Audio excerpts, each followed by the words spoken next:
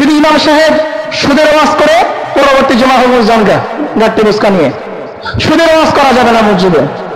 যদি অবৈধ কারবার নিয়ে আলোচনা করা হয়, এটা ইমাম সাহেবের দায়িত্ব, হক কথা হলো দায়িত্ব ইমাম সাহেবের। যদি না বলে তার ইমান মজবুত হবে না।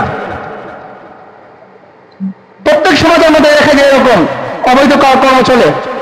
যদি এই সমস্ত কথা বলে পরবর্তী জমা যুবক ভাইরা হুজুরের বাসায় ঘোরা করে এই হুজুরকে তাই দ্রুত। সুদের ওয়াজ করা যাবে না, ঘুষের ওয়াজ করা যাবে না, জিনের ওয়াজ করা যাবে না, ইয়াবার ওয়াজ করা যাবে না, গাঁজার ওয়াজ করা যাবে না, মদের ওয়াজ করা যাবে না। খালি ওয়াজ করা যাবে কি নামাজ আর রোজার ওয়াজ। এটা ওয়াজ না, এটা আল্লাহর সাথে মশকরা। এটা ওয়াজ না, এটা আল্লাহর সাথে মশকরা। যেখানে আল্লাহ আমাকে এলেম দিয়েছেন, আমার ভিতরে কোরআন দিয়েছেন, হাদিস দিয়েছেন, আপনারা ধ্বংসের মুখে যাচ্ছেন। আমি ইমাম সাহেব দেখি দুই চোখে আঙ্গুল চোখ বন্ধ করে দেখি সব ঠিক আছে, আল্লাহ আমাকে আগে ধরবেন। তোমার মহল্লায় যারা ছিল তারা তো নামাজ পড়তে আসে নাই, দিন রাত 24 ঘন্টা দৌড়িয়ে নিয়ে ব্যস্ত ছিল, অবৈধ কর্ম করেছে, সুদ খাইছে, ঘুষ খাইছে, জিনা করেছে, ব্যভিচার করছে। তুমি কোথায় ছিলা? তুমি কি করেছো তখন? মুহতারাম হাজিরিন, আপনাদের কাছে অনুরোধ থাকবে, আসুন আমরা এই মসজিদটা আবাদ করি। এই মসজিদে মুসল্লি হয় না, এটা আপনারা সবাই জানেন। আসুন না মসজিদে দেখেন কয়জন মুসল্লি হয়। ফজরের সময় মুসল্লি হয় 2 জন, জোহরের সময় হয় 7 জন, অন্য সময় হয় 7 জন, ইশারের সময় মুসল্লি হয় 1 জন 2 জন। এটা আপনাদের মসজিদ, আশেপাশে সবাই ঘোরাফেরা করেন, কেন নামাজে আসেন না? আল্লাহর ভয়কে অন্তরে হয় না একবারও? আল্লাহ আমাকে পাকড়াও করবেন, মৃত্যুর ভয়কে হয় না একবারও? এখানে যারা আছেন 3 পুরুষ আগে যারা ছিলেন দুনিয়ার মধ্যে, দাদার দাদা কার কার বেঁচে আছে? হাত তোলেন, হাত তোলেন। কারো জীবিত নাই? দাদা জীবিত আছে কার কার? হাত তোলেন। 2-1 জনের আছে। তার বাবা জীবিত আছে? নাই, মারা গেছে না পৃথিবী থেকে? চলে গেছে কিনা? অনেকের পিতাও চলে গেছে, অনেকের দাদা চলে গেছে, অনেকের ভাই চলে গেছে, অনেকের স্ত্রী মারা গেছে। তো আমাকেও যদি মরতে হবে, এই বুঝটা কেন আমার মধ্যে আসে না? এই যে কবরের মধ্যে গেছে, আজ পর্যন্ত খবর নিয়েছি আমরা? খবর নেই নাই। আমি যখন মারা যাব আমাকে দাফন করে আসা হবে, আমার কবরে কেউ খবর নিবে না, আমার কবরে কেউ খবর নিবে না। মুহতারাম হাজিরিন, নিজের ঈমান, নিজের আমল নিজের হেফাজত করতে হবে। তাই আসুন আমরা আল্লাহর ঘর মসজিদে আসি, বেশি বেশি জিকির করি। আসবো তো ইনশাআল্লাহ? আচ্ছা আপনারা বলেন, নামাজ পড়তে হবে, নামাজের ফরজ কে কে জানেন না? হাত তোলেন। নামাজ ফরজ, নামাজ পড়তে হবে, এই কথাটা কে কে জানেন না? তারা হাত তোলেন। সবাই জানেন না? ভাই কথা বলেন, যুবক ভাইরা, এই মুরব্বীরা, আপনারা জানেন না নামাজ পড়তে হবে? জানেন? এটা আপনারা জানেন নামাজ পড়তে হবে? এই মসজিদটা কার? আমার না আপনাদের? সবার না আপনাদের? আল্লাহর ঘর। তাহলে 5 ওয়াক্ত নামাজ 50 মিনিট লাগে 5 ওয়াক্ত নামাজ পড়তে। তাহলে এই নামাজটা আমরা কেন পড়তে আসেন? নামাজ না পড়লে আল্লাহ পাকড়াও করবেন, জাহান্নামে দিবেন, এটা আপনারা জানেন না? কথা বলেন, জানেন কিনা? তার মানে আপনারা সবাই আগে থেকে প্রস্তুত আছেন জাহান্নামে যাওয়ার জন্য নাকি? কথা বলেন ভাই, আজ কথা বলতে হবে আপনাদেরকে। এখন আমার চাকরি থাক আর নাম না থাক, এটা আমার যায় আসে না, রিজিকে মালিক আল্লাহ, ঠিক আছে? নামাজ না পড়লে জাহান্নামে যেতে হবে, আপনারা জানেন না? এই ভাই কথা বলেন না কেন? জানেন না? তাহলে আপনারা কি জাহান্নামে যাওয়ার জন্য তৈরি হয়ে আসেন আগে থেকেই? তাহলে নামাজ আসেন না কেন? তাহলে জাহান্নামে যদি যেতে প্রস্তুত না থাকে নামাজ আসেন না কেন? আমরা সবাই যে জান্নাতে যাওয়ার জন্য, ঠিক না? সবাই জান্নাতে যাওয়ার জন্য চাই। তো জান্নাতে যেতে হলে নামাজটা আগে ধরতে হবে। এখন আজকে এই জিকিরের ওয়াজ করলাম, এখন সবাই বের হয় জিকির সুবহানাল্লাহ সুবহানাল্লাহ করবেন আর নামাজ পড়বেন না। নামাজ ছাড়া জিকির যেমন, লুঙ্গি ছাড়া পাগড়ি তেমন। কেন লুঙ্গি পড়ে না, পাগড়ি বেঁধে নামাজ পড়া শুরু করছে, নামাজের বেকার। নামাজ পড়ে না, দিদি খায় আলহামদুলিল্লাহ বলে, জোরে বলে সুবহানাল্লাহ বলে, এরকম সব কোনো সব হইতো না। তো আমরা জান্নাতে যাওয়ার জন্য যদি চাই, অবশ্যই আমাদেরকে নামাজ পড়তে হবে। সবাই নামাজ পড়বেন তো ইনশাআল্লাহ? এই ভাই কথা বলে, সবাই নামাজ পড়বেন ইনশাআল্লাহ? আজকে মজা করতে হবে। পিছনে ভাইরা কথা বলেন, নামাজ পড়ে রাজি না, তাহলে কথা বলে নামাজ পড়বেন না? এই পিছনে ভাই আপনি আগে বলেন আপনার বলবো আজকে ইনশাআল্লাহ। আপনারা যখন দেখবো রাস্তায় আপনি ডেকে নেবো, আমি আপনি আগে থাকবেন ইনশাআল্লাহ। তাই সবাই সে যেখানে থাকবেন প্রত্যেকে নামাজ পড়তে হবে। আজ থেকে বললাম, রাস্তায় যাকে পাবো ইনশাআল্লাহ তাকে আমি ধরে নেবো। আর আমাকে আপনি বিদায় করবেন আর রাখেন আপনাদের বিষয়। যাকে যেখানে পাবো হাত ধরে টাই নেবেন। লুঙ্গির পাক আর নাপাক দেখার বিষয় না, এই জন্য আগে থেকে লুঙ্গি পবিত্রতা পরে রাখবেন। কথা বুঝতে পারছেন? এই মহল্লা আপনাদের মহল্লা, আমি বিদেশি মানুষ, কিন্তু এখানে আমার একটা অধিকার আছে এখানে আপনাদেরকে ডাকা বলার। ও এসে আমার জন্য যা ডাকে না, 5 ওয়াক্ত নামাজে আজান হয়, এর চাইতে উত্তম ডাকার কি হতে পারে? সবার কানে কানে আজান পৌঁছে যায়, তারপর দেখা হলে ডাকে আলহামদুলিল্লাহ। এই জন্য মুহতারাম হাজিরিন, আপনাদের কাছে অনুরোধ থাকবে, আসুন এই মসজিদটা আমরা আবাদ করি, যেন এই মসজিদ কালকে আমাদের আমাদের জন্য সাক্ষী হয়ে যায় যে আল্লাহ, এই বান্দাগুলো তোমার মসজিদে গিয়েছিল, নামাজ আদায় করেছে, জিকির করেছে, তাদেরকে তুমি জান্নাতের ফয়সালা করে দাও। সুবহানাল্লাহ। করবো তো ইনশাআল্লাহ নামাজ, জিকির করবো তো ইনশাআল্লাহ। বিড়ি খায় নাকি বিড়ি না খায়া? পরে কথা বলে তো রাগ করবেন, পরে কথা বললাম না। যাক, এই জন্য সবাই ইনশাআল্লাহ জিকির করবেন, নামাজ পড়বেন।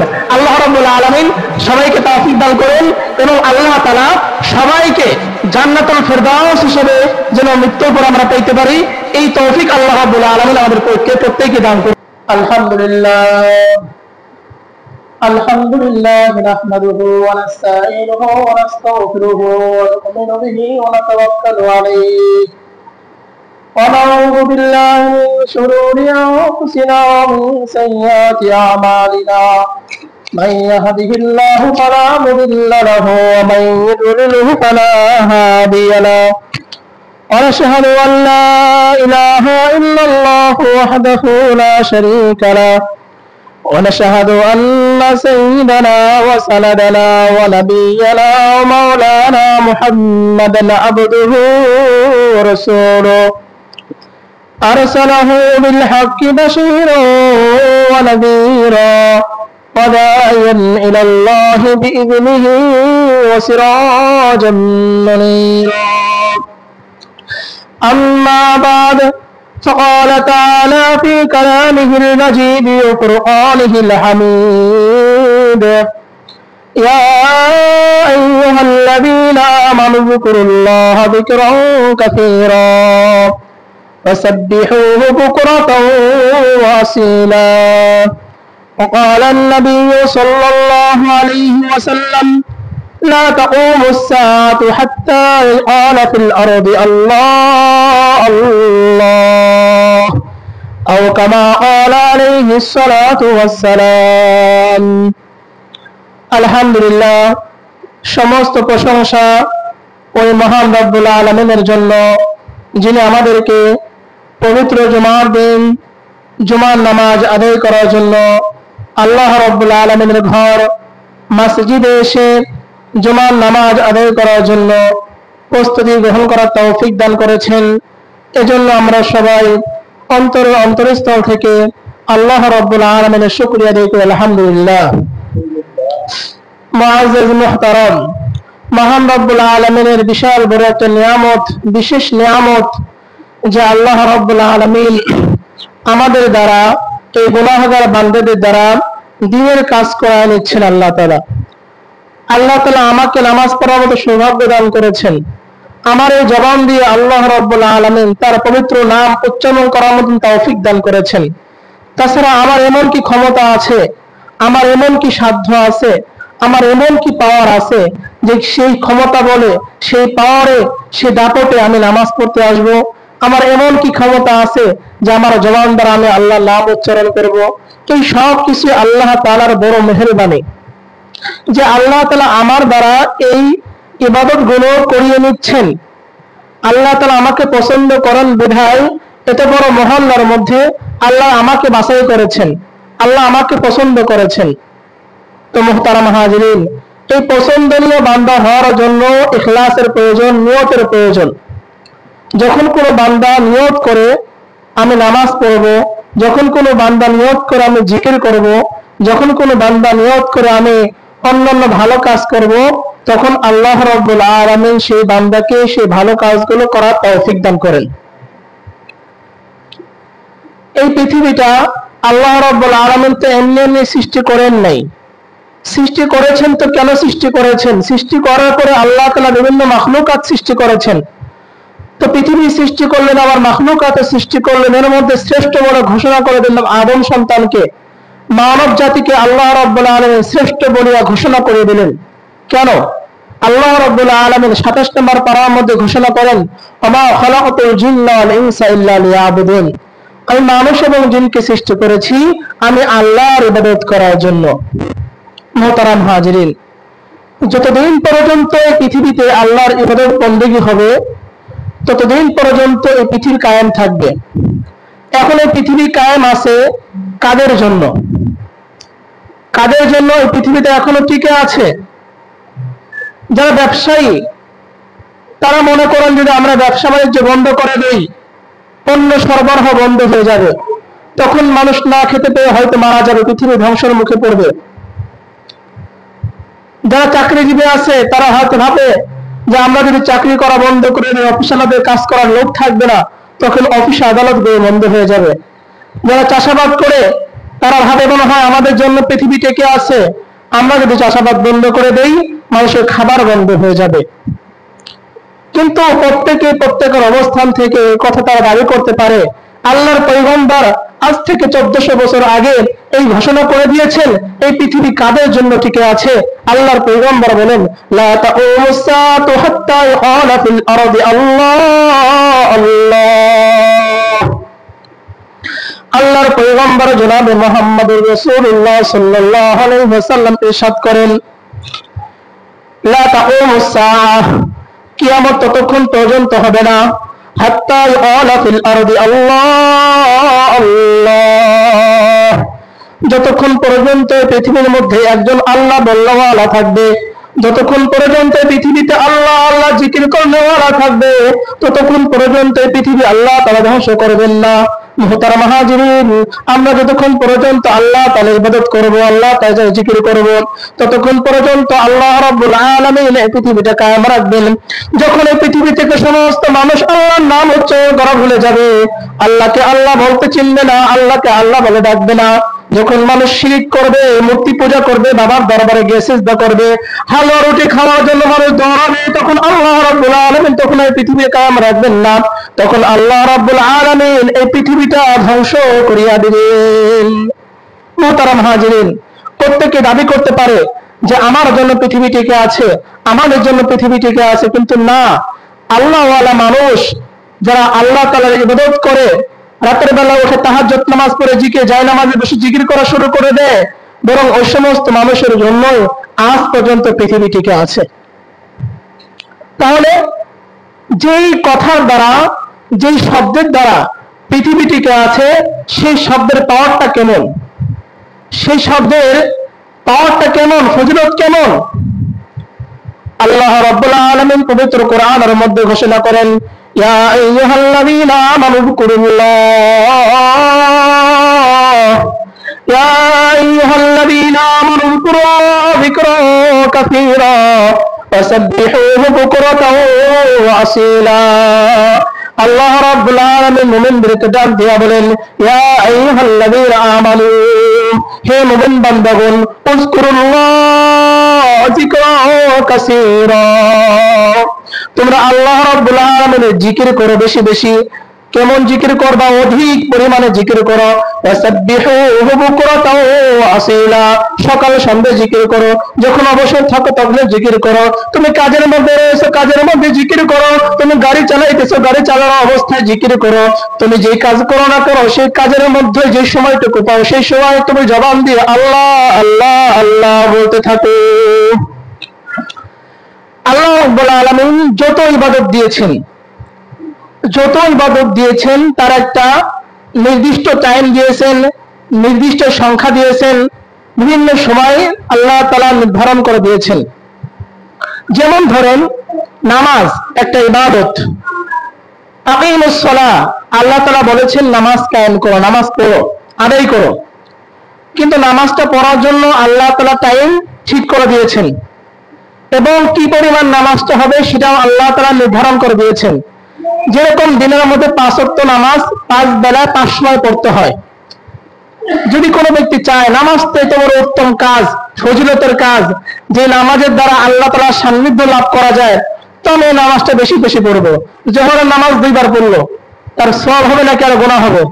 গুনাহ হবে।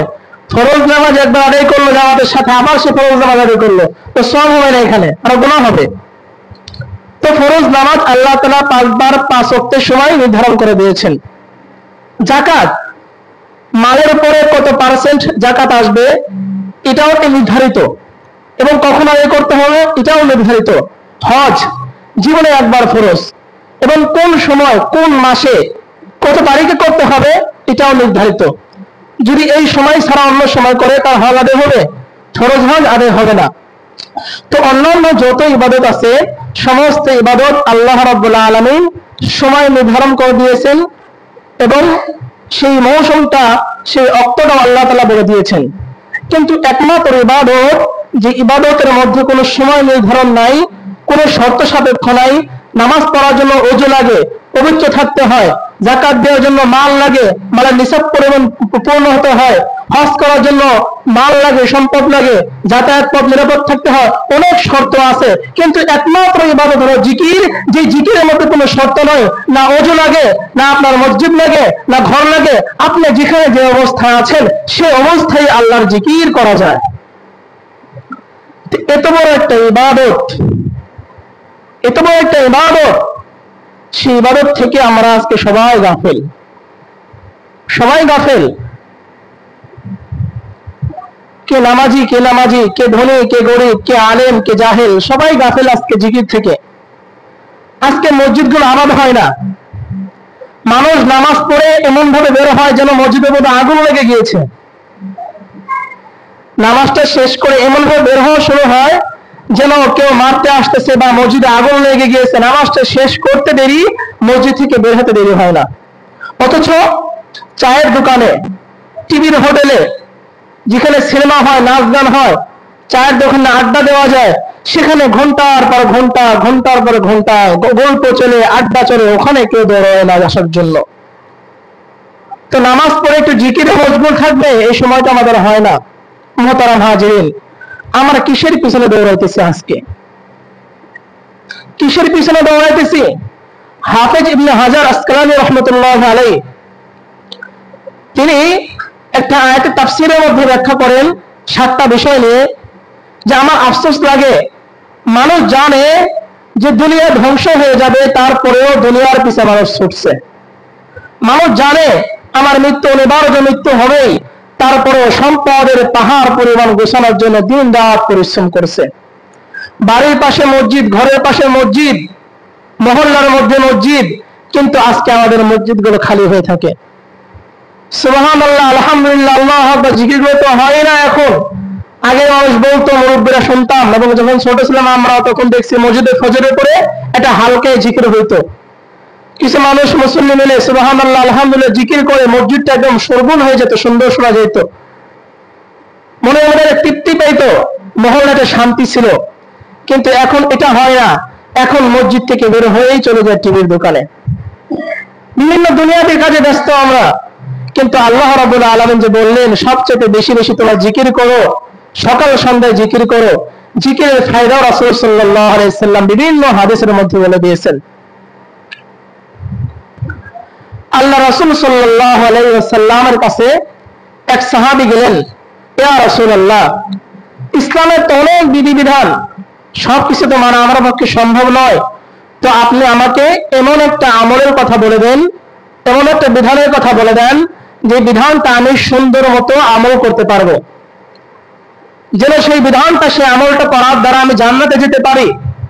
আল্লাহ রাসূল সাল্লাল্লাহু আলাইহি সাল্লাম বললেন, তুমি তোমার জবানটা, তোমার জিহ্বাটা সর্বদা জিকির দ্বারা ভিজিয়ে রাখো। সুবহানাল্লাহ।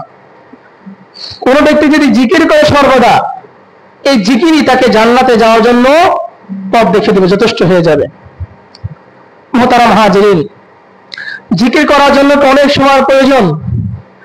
প্রত্যেক ফরজ নামাজের পরে 33 বার সুবহানাল্লাহ, 33 বার আলহামদুলিল্লাহ, 34 বার আল্লাহু আকবার, এটা বলার জন্য অনেক সময়ের প্রয়োজন হয় না। এটাকে বলা হয় তাসবিহে ফাতিমি। ফাতেমা রাদিয়াল্লাহু তাআলা আনহা যখন তার অনেক কাজকর্ম ছিল, কাজ করার জন্য রাসূলের দরবারে একবার গেলেন একটা গোলাম আনার জন্য। তো রাসূল সাল্লাল্লাহু আলাইহি সাল্লাম বললেন, আমি কি তোমাকে গোলামের চাইতে উত্তম জিনিসের কথা বলে দেব না? ফাতেমা রাদিয়াল্লাহু তাআলা আনহা বললেন, অবশ্যই ইয়া রাসূলুল্লাহ, আমাকে বলে দেন। তখন রাসূলুল্লাহ সাল্লাল্লাহু আলাইহি সাল্লাম বললেন, তুমি 33 বার সুবহানাল্লাহ, 33 বার আলহামদুলিল্লাহ আর 34 বার আল্লাহু আকবার পড়বে, এটা তোমার গোলামের চাইতে উত্তম জিনিস হবে এটা। সুবহানাল্লাহ। মুহতারাম হাজিরিন, কিন্তু আজকে আমরা জিকির থেকে অনেক দূরে সরে গিয়েছি। আল্লাহ রাসূল সাল্লাল্লাহু আলাইহি সাল্লাম বলেছেন, আল মুসলিমু মান সালিমাল মুসলিমুনা মিন লিসানিহি ওয়া ইয়াদিহি, ওই ব্যক্তি প্রকৃত মুসলমান যার হাত এবং জবান থেকে অপর মুসলমান নিরাপদ থাকে। আজকে দেখেন যে আল্লাহ আমাকে এত বড় নিয়ামত দান করলেন, যে আল্লাহ আমাকে কথা বলার শক্তি দান করলেন, যে আল্লাহ এই জবানটাকে আমাকে সুস্থতা দান করলেন। আপনারা আইয়ুব আলাইহিস সালামের ঘটনা শুনেছেন। আইয়ুব আলাইহিস সালামকে আল্লাহ তাআলা অনেক বড় পরীক্ষা নিয়েছিলেন। তার স্ত্রী সন্তান, ধন দৌলত, বাড়ি গাড়ি সবকিছু আল্লাহ তাআলা ধ্বংস করে দিয়েছিলেন, ছিনিয়ে নিয়েছিলেন। কিন্তু তার গায়ের মধ্যেও আল্লাহ তাআলা অনেক রকম অসুস্থতা রোগ দিয়েছিলেন, শরীরের মধ্যে পোকা পড়ে গিয়েছিল। কিন্তু জিহ্বাটা আল্লাহর কাছে চেয়েছিলেন, আল্লাহ আমার জিহ্বাটা সুস্থ রাখো। কেন সুস্থ রাখবো? বলে আমার শরীর দিয়ে আমি যদি ইবাদত করতে না পারি কোনো সমস্যা নাই, কিন্তু আমার জিহ্বা যদি সুস্থ থাকে, আমি যে অবস্থা থাকি না কেন, আমি বান্দা আল্লাহ আল্লাহ বলতে আমি পারবো। সুবহানাল্লাহ। তো আইয়ুব আলাইহিস সালাম এই অবস্থায় জিহ্বাটা সুস্থতা চাইছে, যেন আমার জিহ্বা সুস্থ থাকলে আমি আল্লাহর নাম উচ্চারণ করতে পারি। মুহতারাম হাজিরিন, আমরা তো চাই না কখনো আল্লাহ আমার জীবনটা সুস্থ রাখেন। এই আমার জন্মগ্রহণ করেছি, দুনিয়াতে আসছি, খাইতেছি, ঘুরতেছি, ফিরতেছি, জিন্দেগি শেষ আমাদের। কখনো কি আল্লাহর কাছে রোনাজারি করেছি আমরা? কখনো কি একটা নফল রোজা রেখেছি আমার এই সুস্থতার জন্য? দেখেন, যারা অসুস্থ হয়, হাসপাতালে বেরিয়ে ভর্তি হয়, মুহূর্তের মধ্যে একদিনে 40,000, 80,000, 1 লাখ টাকা, 2 লাখ টাকা চলে যায়। ভর্তি হলেই এমন একটা সমস্যা হয়েছে, অপারেশন করতে হবে, হাসপাতালে রাখতে হবে, প্রতি মিনিটে টাকা উঠতেছে ওখানে। কিন্তু যে আল্লাহ আমাকে এত বড় নিয়ামত দান করলেন, সুস্থ জিন্দেগি দান করলেন, জবান দান করলেন সুস্থ, কিন্তু এই জবান দ্বারা আমি আল্লাহর নাম উচ্চারণ করি না, ফাহিশা কথা বলি, গালিগালাজ করি, অশ্লীল কথা বলি। অথচ যখন আল্লাহর সামনে দাঁড়াতে হবে, যখন আল্লাহ তাআলাকে আমাকে হিসাব দিতে হবে, তখন আমার এই জবান সাক্ষী দিবে আল্লাহর দরবারে, আমার হাত সাক্ষী দিবে আল্লাহর দরবারে, আমার পা সাক্ষী দিবে আল্লাহর দরবারে, চোখ সাক্ষী দিবে আল্লাহর দরবারে। তখন পার পাওয়ার কোনো সুযোগ থাকবে না।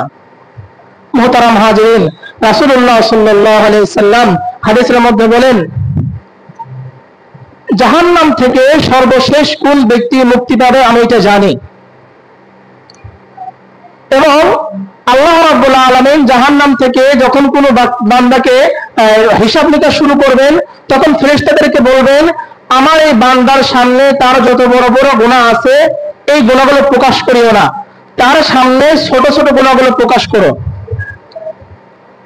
তখন তার সামনে যখন ছোট গুনাহ প্রকাশ করা হয়, যে তুমি অমুক দিনে অমুক সময় এই গুনাহ করছো কিনা, এই বান্দা বাধ্য হয়ে বলে, হ্যাঁ আমি গুনাহগুলো করেছিলাম, অমুক গুনাহ দেখে অমুক দিনে গুনাহ করেছি কিনা, বলে হ্যাঁ আমি গুনাহগুলো করেছিলাম। তখন আল্লাহ তাআলা বলেন, এই বান্দার এই গুনাহগুলো নেকি দ্বারা পরিবর্তন করে দাও। সুবহানাল্লাহ। তখন এই বান্দার যে বড় বড় গুনাহ ছিল আগে, ওইগুলো এখনো প্রকাশ করা হয় নাই, ছোটগুলো প্রকাশ করা হয়েছে। যখন ছোটগুলো নেকি দ্বারা পরিবর্তন করে দেওয়া হয়েছে, তখন এই বান্দা বলে, আল্লাহ আমার আরো বড় বড় গুনাহ আছে। আল্লাহর কাছে বলে, আমার আরো বড় বড় গুনাহ আছে। তখন আল্লাহ তাআলা বলেন, ঠিক আছে, এগুলো পরিবর্তন করে দাও। সুবহানাল্লাহ। এই হাদিসটা পড়ার পরে আল্লাহ রাসূল নিজে হেসে দিয়েছেন। আপনারা হাসলেন না? সুবহানাল্লাহ। আল্লাহ রাসূল নিজে হাসছেন হাদিসটা বলার পরে, যে বান্দাকে প্রথমে দেখানো হয়েছে ছোট গুনাহগুলো, বান্দা ভয় পেয়ে গেছে, আল্লাহ আমার সামনে আমি গুনাহগুলো করছি, অমুক দিনে অমুকের ক্ষেত থেকে চুরি করছিলাম অমুক জিনিস, অমুকের ক্ষেত থেকে ঘাস কাটছিলাম, অমুকের গাছ থেকে একটা পেঁপে পারছিলাম না বইলা, লেবু পারছিলাম একটা, না জানি আল্লাহ আমার সামনে এগুলো উপস্থিত করবেন, এইগুলোর জন্য মনে আমাকে জাহান্নাম দিয়ে দিবেন, অনেক ভয়ভীত অবস্থায় রয়েছে। তখন আল্লাহ তাআলা বললেন, এই বান্দার ছোট গুনাহগুলো পরিবর্তন করে দাও, তুমি নেকি দ্বারা পরিবর্তন করে দাও। তখন যখন ছোটগুলো পরিবর্তন হয়ে যাবে, তখন বান্দা খুশি হয়ে বলবে, আল্লাহ আমার আরো অনেক বড় বড় গুনাহ আছে। তখন আল্লাহ বলবেন, ঠিক আছে, এগুলো পরিবর্তন করে তাকে জান্নাতে পাঠিয়ে দাও। সুবহানাল্লাহ। এটা আল্লাহ অনেক বড় মেহেরবানি, যে আল্লাহ ক্ষমতাশীল। ইন্নাল্লাহা আলা কুল্লি শাইইন কাদির। আল্লাহ সব কিছু ক্ষমতা ও করার ক্ষমতা রাখেন, তো আল্লাহ পারেন পরিবর্তন করতে। মুহতারাম হাজিরিন, হাদিসের মধ্যে আল্লাহর পয়গম্বর বলেন, মান ক্বালা লা ইলাহা ইল্লাল্লাহ, আল্লাহর পয়গম্বর হাদিসের মধ্যে বলেছেন, মান ক্বালা লা ইলাহা ইল্লাল্লাহ দাখালাল জান্নাহ, যেই ব্যক্তি একবার বলবে লা ইলাহা ইল্লাল্লাহ, আল্লাহর পয়গম্বর বলেন, দাখালাল জান্নাহ, আল্লাহ রাব্বুল আলামিন সেই বান্দাকে জান্নাত নসিব করে দিবেন। সুবহানাল্লাহ। একবার বলবেন লা ইলাহা ইল্লাল্লাহ, সবাই বলেন না লা ইলাহা ইল্লাল্লাহ। লা ইলাহা ইল্লাল্লাহ যে বলবে ইখলাসের সাথে, আল্লাহ রাসূল বলতেছেন আল্লাহ তাআলা তাকে জান্নাত নসিব করে দিবেন। সুবহানাল্লাহ। তাহলে আমরা যদি লা ইলাহা ইল্লাল্লাহ বলি, অনেক সময় লাগবে, অনেক সময় লাগে। সত্য কথা বলবেন, আমরা মসজিদে কতটুকু সময় ব্যয় করি আর বাহিরে কতটুকু সময় ব্যয় করি? বাহিরের সময় বেশি ব্যয় করি না?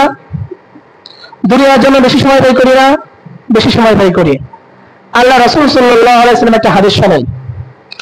আমরা সবাই জানি রাসূল সাল্লাল্লাহু আলাইহি ওয়াসাল্লাম মিরাজের রাতে আরশ আযমে গিয়েছিলেন, আল্লাহর সাথে সাক্ষাৎ করেছিলেন। যখন ইব্রাহিম আলাইহিস সালাতু ওয়াস সালামের সঙ্গে সাক্ষাৎ হয় আমাদের নবীর, তখন ইব্রাহিম আলাইহিস সালাতু ওয়াস সালাম রাসূল সাল্লাল্লাহু আলাইহি সাল্লামকে কিছু কথা বলেছিলেন। সেই কথাগুলো রাসূল সাল্লাল্লাহু আলাইহি সাল্লাম সাহাবীদেরকে শোনাইছেন। কথাটা কি? ইব্রাহিম আলাইহিস সালাতু ওয়াস সালাম বলেছেন, ইয়া মুহাম্মদ, মুহাম্মদ সাল্লাল্লাহু আলাইহি সাল্লামকে সম্বোধন করে বললেন, আকরি, আপনি শুনিয়ে দেন, পড়িয়ে দেন, উম্মতি, উম্মতিকে, আপনার উম্মতদেরকে। তো কি শুনিয়ে দেন? কি? মিন্নি সালাম, আমার পক্ষ থেকে আপনার উম্মতদেরকে আপনি সালাম পৌঁছায় দেন। আখবিরহুম, এবং তাদেরকে আপনি সংবাদ পৌঁছায় দেন। কি সংবাদ পৌঁছাবে? ইব্রাহিম আলাইহিস সালাতু ওয়াস সালাম বললেন যে সংবাদ পৌঁছায় দেন যে এই যে কিয়ামতের ময়দান, জান্নাত, জান্নাত জাহান্নাম, জান্নাত একটা হলো জান্নাত হলো একটা মরুভূমি, সেখানে কোনো গাছপালা নাই, কোনো লতা পাতা নাই, কোনো পশু পাখি নাই, সেখানে কিছুই নাই। আনন্দ শব্দের ব্যাখ্যা আপনারা দেখে নিন, পারবেন লোকাদের মধ্যে আছে হাদিসের শব্দ এটা, যে জান্নাত হলো একটা মরুভূমি, সেখানে কোনো গাছপালা নাই। বলছে যে সেখানে গাছপালা হবে সুবহানাল্লাহ, আলহামদুলিল্লাহ, লা ইলাহা ইল্লাল্লাহ। সব বলেন না সুবহানাল্লাহ, আলহামদুলিল্লাহ, লা ইলাহা ইল্লাল্লাহ। ইব্রাহিম আলাইহিস সালাতু ওয়াস সালাম রাসূল সাল্লাল্লাহু আলাইহি সাল্লামকে বললেন, ইয়া রাসূলুল্লাহ, ইয়া হাবিবাল্লাহ, আপনি আপনার উম্মতদেরকে আমার সালামটা পৌঁছায় দিন আর তাদেরকে সংবাদ দিন জান্নাত হলো একটা মরুভূমি, সেখানে কোনো গাছপালা নেই, সেখানে কোনো কিছুই নাই। বান্দা দুনিয়ার মধ্যে যদি একবার সুবহানাল্লাহ বলে, একবার আলহামদুলিল্লাহ বলে, একবার আল্লাহু আকবার বলে, একবার সুবহানাল্লাহ বলার দ্বারা আল্লাহ রাব্বুল আলামিন জান্নাতের মধ্যে তার জন্য একটা গাছ লাগায় দিবেন। একবার আলহামদুলিল্লাহ বলার দ্বারা আল্লাহ রাব্বুল আলামিন তার জান্নাতের মধ্যে একটা গাছ লাগায় দিবেন। একবার আল্লাহু আকবার বলার দ্বারা আল্লাহ রাব্বুল আলামিন তাকে যে জান্নাত নসিব করবেন, সেই জান্নাতের মধ্যে তার জন্য একটা গাছ লাগায় দিবেন। সুবহানাল্লাহ বলি সবাই। আমি কাজ করব এখানে আর ফসল হবে কোথায়? জান্নাতের মধ্যে। আমরা তো সবকিছু দ্রুত চাই, ব্যবসা করলে আজকে লাভ চাই, কাজ করলে আজকে মজুরি চাই, আমরা দ্রুত চাই সবকিছু। কিন্তু আমাদের সামনে যেটা নাই সেটা হলো জান্নাত। আল্লাহ তাআলা বলেন, যদি বান্দা দুনিয়ার মধ্যে একবার সুবহানাল্লাহ বলে, জান্নাতের মধ্যে আমি তার জন্য একটা গাছ লাগাই দেব। সুবহানাল্লাহ। সেই গাছটা কেমন হবে? জান্নাতের ওয়াজ করলে তো বিশাল বড় লম্বা চড়া আওয়াজ। জান্নাতে ব্যক্তি শুয়ে থাকবে, গাছে বড় বড় ফল হবে। আপনাদের দিকে অনেক বড় বড় কলসি আছে না, কলসি, এই কলসির বড় বড় বড় ফল হবে এক একটা। তো তার খাইতে মন চাবে, শুয়ে আছে। আল্লাহ রাব্বুল আলামিন সেই গাছের ডালটা ফল সহ তার মুখের মধ্যে এনে দিলেন। সুবহানাল্লাহ। ফল সহ তার মুখের মধ্যে এনে পৌঁছে দিবে আল্লাহ রাব্বুল আলামিন। তো এরকম গাছ আমাদের প্রয়োজন আছে কিনা? নাই। তো প্রয়োজন যদি থাকে, আমার জিকির করতে হবে না? সুবহানাল্লাহ পড়তে হবে না? আলহামদুলিল্লাহ পড়তে হবে না?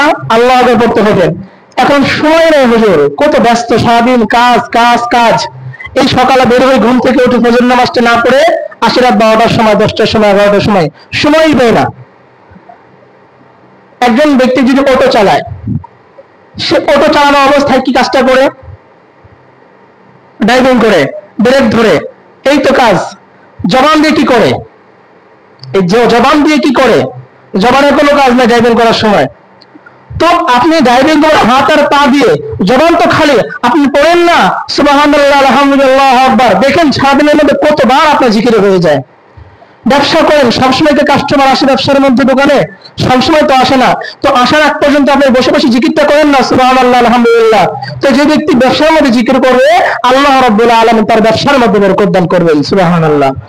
চাষাবাদ করতেছেন, ফিরে আছেন, বসে আছেন, সুবহানাল্লাহ সুবহানাল্লাহ জিকির করেন, সুবহানাল্লাহ সুবহানাল্লাহ জিকির করেন। এই জিকিরই জান্নাতে যাওয়ার জন্য আমাদের জন্য যথেষ্ট হয়ে যাবে। মুহতারাম হাজিরিন, তাহলে আল্লাহ রাসূল সাল্লাল্লাহু আলাইহি সাল্লাম বললেন, লা তাকুমুস সাআতু হাত্তা ইউকালা ফিল আরদি আল্লাহ আল্লাহ। এই পৃথিবীর মধ্যে যতক্ষণ পর্যন্ত একজন আল্লাহ আল্লাহ বললেওয়ালা থাকবে, ততক্ষণ পর্যন্ত কিয়ামত সংঘটিত হবে না। যখন আল্লাহ আল্লাহ বললেওয়ালা মানুষ পৃথিবী থেকে উঠে যাবে, তখন এই দুনিয়ার মধ্যে আল্লাহ রাব্বুল আলামিন ধ্বংস অনিবার্য করে দিবেন, কিয়ামত হয়ে যাবে তখন। আল্লাহ রাসূল সাল্লাল্লাহু আলাইহি সাল্লামের আরো হাদিস, অনেক হাদিস আছে জিকির সম্পর্কে, অনেক হাদিস। এজন্য আমরা সর্বদা জিকির করবো তো ইনশাআল্লাহ, ভাই বলেন না জিকির করবো তো ইনশাআল্লাহ। এখন জিকিরটা কিভাবে হবে? ফরজ নামাজের পরে মনে রাখবেন, প্রত্যেক ফরজ নামাজের পরে 33 বার সুবহানাল্লাহ। প্রত্যেক ফরজ নামাজের পরে কয়বার সুবহানাল্লাহ? 33 বার সুবহানাল্লাহ। 33 বার আলহামদুলিল্লাহ। কয়বার আলহামদুলিল্লাহ? 33 বার। কথা বলেন। 34 বার আল্লাহু আকবার। কয়বার আল্লাহু আকবার? 34 বার আল্লাহু আকবার। এই একটা জিকির হলো। আরেকটা হলো 100 বার সুবহানাল্লাহ, 100 বার আলহামদুলিল্লাহ, 100 বার আল্লাহু আকবার। এই জিকিরটা করলে আল্লাহ রাসূল সাল্লাল্লাহু আলাইহি সাল্লাম বলেন, আল্লাহ তাআলা তাকে 4টা গোলাম আযাবের সওয়াব দান করবেন। সুবহানাল্লাহ। এত ফজিলত। আমরা খাবার খাই না প্রতিদিন? খাবার খাওয়ার পরে জিকির আছে। কি জিকির বলেন তো সবাই? খাবার খাওয়ার পরে কি জিকির করতে হয়? আলহামদুলিল্লাহ। এটা বলতে হয় না? আলহামদুলিল্লাহ বললে আল্লাহ তাআলা তার রিজিকের মধ্যে বরকত দান করবেন। সুবহানাল্লাহ। খানা খাওয়ার শুরুতেও জিকির আছে, বিসমিল্লাহ, আল্লাহর নাম, এটাও একটা জিকির। আপনি বিসমিল্লাহ বলে খানা খাওয়া শুরু করলেন, খাওয়া খাওয়ার মাঝে আলহামদুলিল্লাহ বললেন, শেষে যখন হাতটা ধুলেন খাওয়া খাওয়া শেষ করে, আল্লাহ আপনাকে খাবারটা খাওয়ার তৌফিক দান করলো, এত উত্তম খাবারের ব্যবস্থা করে দিল আল্লাহ আপনাকে, এই জন্য খাবারটা খাওয়া শেষ করে বলে আলহামদুলিল্লাহ। অনেক সময় দেখি মানুষ আলহামদুলিল্লাহ বলে এমন জায়গায় বলে যে ব্যক্তি জান্নাতের পরিবর্তে জাহান্নামে হয়ে যাবে, নাউজুবিল্লাহ। অনেক সময় দেখি অনেক বান্দা অনেক জোরে জোরে আলহামদুলিল্লাহ বলতেছে, দেখি কি করে। তো সিগারেট মানুষ যখন খাওয়া শুরু করে দেখবেন, শুরুতে একদম শুরু লগ্নে যখন খায়, খাইরা অভিজ্ঞতা আছে একটা, বলি আপনাদেরকে। যখন মানুষ খাওয়া শুরু করে, প্রথম যখন খায়, খাওয়ার পরে কাশি, ঘন ঘন কাশি আসে। যারা অভ্যাস আছে বলতে পারবেন আপনারা। যারা প্রাথমিক অবস্থায় শুরু করে সিগারেট বিড়ি খাওয়া, তখন প্রথম অবস্থায় ঘন ঘন কাশি আসে, অভ্যাস হয়ে গেলে কাশি আসে না। যখন বৃদ্ধ বয়সে চলে যায়, খাইতে খাইতে একদম ভিতরে সব শেষ, আর কিছু বাকি নাই, তখন ঘন ঘন কাশি আসে। ভাই ঠিক না? কেউ স্বীকার করবো না যে ঠিক, ধরা খেয়ে যাবো। তো প্রাথমিক অবস্থায় আর শেষ অবস্থায় ঘন ঘন কাশি আসে। তো প্রথম অবস্থায় তো যৌবনের একটা শক্তি থাকে, এসব আল্লাহর নাম মুখে আসে না। যখন বুড়া হয়ে যায়, সিগারেট জোরে করে টান দেয়, ধোঁয়া যখন নাক দিয়ে মুখ দিয়ে বের হয়, কাশি আসে, কাশি আসার পরে বলে আলহামদুলিল্লাহ। কোন জায়গায় আলহামদুলিল্লাহ, কোন জায়গায় লাগাইছে চিন্তা করছেন? যেখানে ধূমপান করা নিষেধ, সেখানে সেখানে বলতেছে আলহামদুলিল্লাহ। তো ওখানে আলহামদুলিল্লাহ বলার প্রয়োজন নেই, বরং আপনার গুনাহ হবে সেখানে বললে। কেউ যদি মদ পান করে বিসমিল্লাহ বলে, বিসমিল্লাহ বলে মদ খাওয়া শুরু করে, তার জন্য এটা গুনাহ হবে নাকি সওয়াব হবে? কোনটা? গুনাহ হবে। বলে তার ঈমান চলে যাবে, বিসমিল্লাহ বলে মদ খাইলে ঈমান চলে যাবে। ইয়াবা, ফেন্সি, গাঁজা সবে একই হুকুম। ভাই, যুবক ভাইরা, আপনাদেরকে হাতে ধরে পায়ে ধরে বলবো, এই নেশার জগৎ থেকে বের হয়ে আসেন। আজকে আমাদেরকে ধ্বংস করে দিচ্ছে নেশাগুলো। মা বাবা এখন ফেল করছে, সন্তানদেরকে কন্ট্রোল করতে পারে না। আপনি চিন্তা করুন, আমি যদি গাঁজার ব্যবসা করি, আমি যদি গাঁজা খাই, আমি যদি গাঁজার ব্যবসা করি, অন্যকে সেল করি, আমার সন্তান যদি গাঁজা খায়, তাহলে তার অবস্থা কি হবে? আমার ভাই যদি গাঁজা খায়, আমার যদি বিবাহ করে সন্তানের বিয়ে হয়, সে যদি গাঁজা খায়, সেই গাঁজা খেয়ে এই পিতাকে একদিন মারবে। আপনারা জানেন, ওই সিনেমা একটা মেয়ে ছিল বাংলাদেশের মধ্যে, সে তার পিতা পুলিশ অফিসার ছিল, তাকে নিজে কুপিয়ে হত্যা করেছে। কেন? সে টাকা চেয়েছিল নেশা করার জন্য, তার পিতা তাকে গাঁজা টাকা দেয় নাই। টাকা না দেওয়ার কারণে নিজের পিতাকে, নিজে কন্যা কুপিয়ে হত্যা করেছিল বাংলাদেশের মধ্যে। আমি যদি গাঁজার সেল করি, আমি যদি গাঁজা খেয়ে ঘরের মধ্যে গাঁজা রাখি, একদিন দেখবেন আমার সন্তান ওখান থেকে নিয়ে নিয়ে খাওয়া শুরু করছে। তখন একদিন এই সন্তানে আমার জীবনের জন্য কাল হয়ে দাঁড়াবে, আমার জীবনের জন্য কাল হয়ে দাঁড়াবে। যে জবান আল্লাহ দিয়েছেন জিকির করার জন্য, সেই জবান দিয়ে আমি পেঁচা খাইতেছি। যে জবান দিয়েছে আল্লাহ আমার জিকির করার জন্য, সেই জবান দিয়ে আমি ইয়াবা খাইতেছি। যে জবান দিয়েছে আল্লাহ আমাকে জিকির করার জন্য, সেই জবান দিয়ে আমি ধূমপান করছি আর মদ খাইতেছি। মুহতারাম হাজিরিন, যখন আল্লাহর দরবারে যাইবেন, আল্লাহ যখন জিজ্ঞেস করবে, হে আমার বান্দা, তুমি দুনিয়ার মধ্যে কি করেছিলা? আমি তোমাকে অর্থ দিয়েছিলাম, সম্পদ দিয়েছিলাম, যৌবনের শক্তি দিয়েছিলাম, তুমি এই সময়টা কোথায় ব্যয় করেছিলে? তখন বলবে যে আমি এই খারাপ কাজ করেছি। আল্লাহ তো দেখবেন তখন। মুহতারাম হাজিরিন, আল্লাহর সামনে দাঁড়ানোকে ভয় করে আপনাদের হাতে পায়ে ধরে বলবো, হে যুবক, আল্লাহ আপনাকে সৃষ্টি করেছেন এই সমস্ত অপকর্ম করার জন্য নয়। আল্লাহ আপনাকে সৃষ্টি করেছেন আলী রাদিয়াল্লাহু তাআলা আনহুর ভূমিকা পালন করার জন্য। আল্লাহ আপনাকে সৃষ্টি করেছেন মুহাম্মদ বিন কাসিমের ভূমিকা পালন করার জন্য। এখন সমস্যা হয়ে দাঁড়ায় একটাই, অনেক জায়গা